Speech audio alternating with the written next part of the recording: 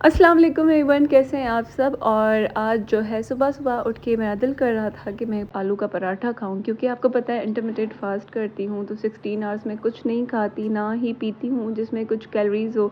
तो फिर ये हुआ कि फिर हम जो है सुबह-सुबह उठी तो मैंने कहा आज आलू चीज़ पराठा खा लेते हैं, लेकिन अनफॉर्चुनेटली हमारे पास गैस ही नहीं थी। तो फिर जो है हमने इलेक्ट्रिक स्टोव निकाला और उस पे पकाने लगी। और मैंने जो है ये जो तवा है ये मैंने न्यू लिया था, मैंने इसको ट्राई किया लेकिन मुझे बिल्कुल मज़ा नहीं आया, क्योंकि इलेक्ट्रिक स्टोव था तो उसकी वो गरमाइश नहीं थी, वो इतना हीट नहीं हो रहा था। तो देखिए मेरे पराठे की हालत बिल्कुल ही ख़राब हो चुकी थी।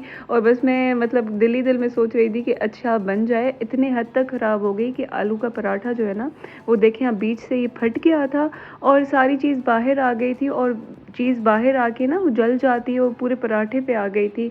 और देखिए फिर मैं चेक कर रही थी कि मे बी यहाँ पे गैस आ जाए तो मैं दूसरा पराठा बना लूँ, लेकिन गैस आने का नाम ही नहीं लेती।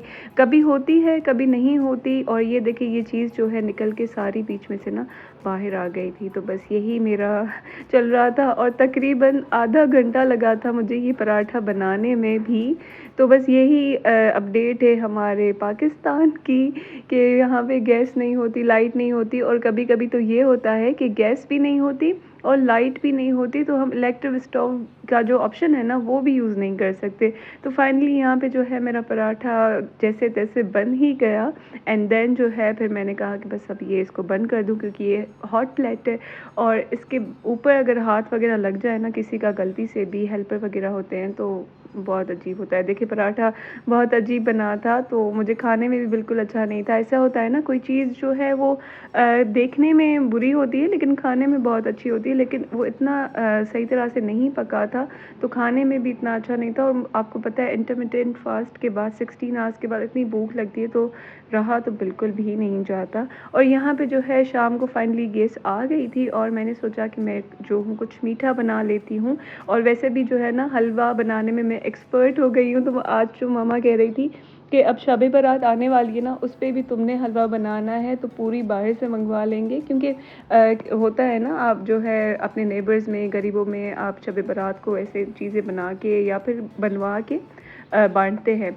तो यहाँ पे जो है मैं हलवा बना रही थी, मैंने कहा देखूँ कैसे बनता है मेरा हलवा, ऐसे नहीं शब बारात पे बनाऊँ और वो सारा ख़राब हो जाए, क्योंकि फिर उस वक्त तो घर वालों की बात नहीं होती ना, उस वक्त तो सबको बांटना भी होता है। तो फिर यहाँ पे मैंने जो है एज अ टेस्ट बनाना स्टार्ट किया। यहाँ पे मैंने आधा किलो सूजी ले ली थी, ऑयल डाला था अपने हिसाब से, मतलब इतना ज़्यादा मैंने नहीं डाला था। और इसमें मैंने अपने अंदाज़े से ही इलायची भी डाल दी थी। फिर देखें आपने जैसे देखा कि मैंने इसमें सूजी डाली, फिर मैंने इसको अच्छी तरह से भुनाई की। वैसे क्या होता है मैं बहुत ज़्यादा भुनाई करती हूँ ना तो हलवा इतना अच्छा नहीं बनता। इस दफ़ा मैंने 5 से 10 मिनट बस हल्की सी भुनाई की और हाथ बिल्कुल भी नहीं रोका। वैसे मैं हाथ रोकती हूँ तो फिर ये जल जाता है। तो इस दफ़ा मैंने हाथ जो है ना बिल्कुल भी नहीं रोका। और उसके बाद मैंने इसमें जो है डायरेक्टली वाटर ऐड कर दिया। और वाटर हमेशा जो है ना खाने वाली चीज़ों में डिस्पेंसर का यूज़ किया करें, टैप वाटर ना यूज़ किया करें, इसमें बहुत सारे जर्म्स होते हैं। फिर आपको पता है आजकल डायरिया, फ्लू और ये सारी चीज़ें, वायरस वगैरह बहुत है, तो ये चीज़ें अवॉइड किया करें अपने हेल्थ के लिए। तो यहाँ पे देखिए यहाँ पे जो है मैंने पानी ज़्यादा डाल दिया था और मम्मा कह रही थी तुम हलवा बना रही हो या फिर खीर बना रही हो, लेकिन ऐसा बिल्कुल भी नहीं है कि खीर बन गई थी, इतना मज़े का हलवा बन गया था ना। तो मामा खुद ही कह रही थी कि अब तुम अप्रूव हो शब बारात पे, तुमने ही जो है ना हलवा बनाना है, फिर हम पूरियाँ भी बना लेंगे या फिर मंगवा लेंगे बाहर से, क्योंकि बाहर की पूरी आपको पता है बहुत अच्छी बनती है। कभी भी इतना ट्राई किया है घर पे वैसी पूरियाँ बनती ही नहीं है। एंड यहाँ पे देखिए यहाँ पे जो है ये हलवा रेडी हो गया। थोड़े से बॉक्सेस मैंने निकाल दिए कि मैं बाहर जो है बच्चे घूमते हैं, गरीब बच्चे होते हैं ना, तो उनको बस मतलब बांट दे तो काफ़ी ज़्यादा एक दिल को सुकून मिलता है। तो फिर मैंने ये चीज़ें की दिल के सुकून के लिए कि मैं ये भी चीज़ें बांट लूँ। और फिर जो है साथ ही साथ हमने फिर से बारबेक्यू मंगवा लिया था। तो राइडर की कॉल आ गई थी कि आप जो है ऑर्डर रिसीव कर दे। तो मैंने हेल्पर को बाहर भेज दिया और यहाँ पे जो है मैंने अपनी पेप्सी निकाल दी। मामा से भी मैंने पूछा कि मेरे साथ खा ले, लेकिन मामा का दिल नहीं था खाने का, क्योंकि वो अभी अभी हलवा खा के बैठी थी। तो बस मैंने तो हलवा नहीं खाया, मुझे इतना ख़ास कोई पसंद नहीं है, लेकिन दूसरों को आजकल मेरे हाथों का हलवा बहुत पसंद आ रहा है, तो इसलिए जो है मैंने बना लिया था। और आप ट्रस्ट करें, ऐसा क्यों होता है कि जब भी आप बाहर से कोई चीज़ लेने जाते हैं ना, लाइव मतलब बनवाते, जैसे उस दिन मैंने व्लॉग पे रखा था कि हम जाके लेके आए थे तो इतना फ्रेश था, और जब हमने मंगवाया तो बिल्कुल भी फ्रेश नहीं था। और यहाँ पे देखिए, यहाँ पे हनी ने जो है निक ट्रैवलर्स की जो है सनस्क्रीन मंगवाई है टिंटेड। तो इसने हनी ने कहा कि मेरी फ्रेंड्स यूज़ करती हैं, इसका इफ़ेक्ट बहुत अच्छा है, और आप पढ़ भी सकते हैं कि इसमें कौन कौन सी चीज़ें मतलब मौजूद हैं। आपकी झुर्रियाँ जो है वो नहीं पड़ने देती, सन रेज़ की वजह से आपकी स्किन पे जो झुर्रियाँ आती हैं वो बिल्कुल भी नहीं होती। और यहाँ पे मैं आपको एप्लीकेशन दिखाती हूँ कि इसका टिंटेड इफ़ेक्ट ये नहीं है कि पिंक हो जाएगा, येलो हो जाएगा। टिंटेड इफ़ेक्ट मतलब कि आपको एक जो है ना आपकी फेस को फ्रेश कर देता है। तो आप डिफरेंस देख लें इस हाथ में और उस हाथ में, एक ग्लोई फ्रेश इफ़ेक्ट देता है आपको। तो ये मतलब मेरी तरफ से तो रिकमेंड है, और हनी की फ्रेंड्स ने भी यूज़ किया है तो वो कह रही थी कि काफ़ी ज़्यादा अच्छा है। असल में क्या होता है, हम धूप में बाहर निकलते हैं ना, तो धूप में बाहर निकलने की वजह से जो यूवी रेज़ होती हैं वो हमारी स्किन में झुर्रियाँ डाल देती हैं, हमें एजिंग मतलब हम इतने बड़े नहीं होते लेकिन हमारी स्किन जो है ना एजिंग करना शुरू हो जाती है।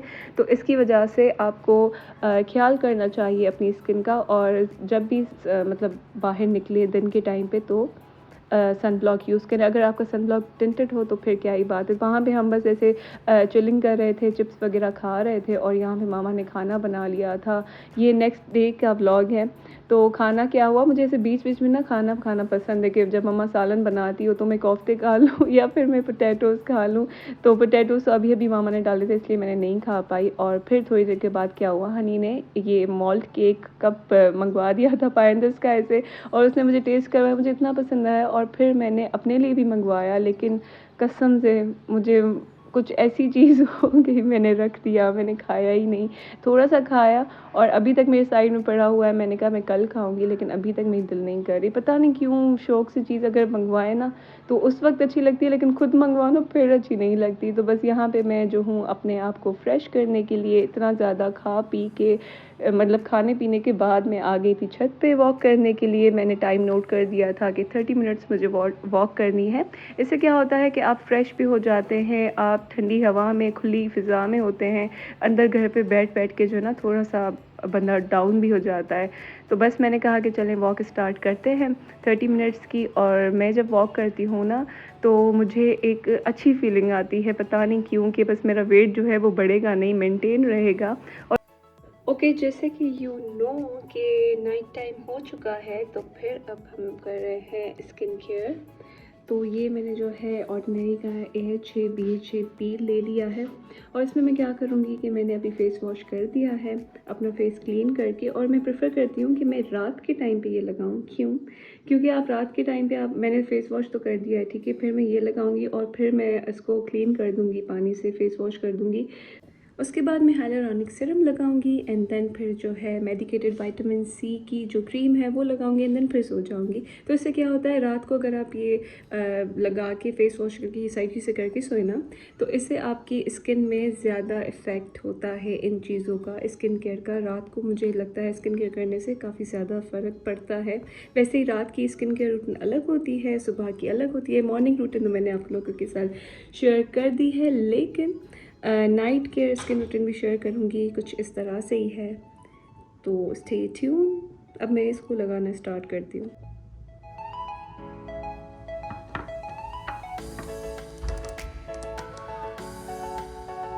तो जी मैंने ये लगा दिया है। अब 10 मिनट में वेट करूँगी, वॉक करूँगी, फ़ोन यूज़ करूँगी, इसके बाद मैं वॉश कर दूँगी। तो ये बस है मेरी नाइट रूटीन, एंड देन फिर हम मिलते हैं किसी और चीज़ में ब्लॉगिंग करते हुए। तो bye bye. So I have washed my face, and then अब मैं इसमें रोज़ वाटर लगाऊंगी अपने फेस पे, and then to be continue.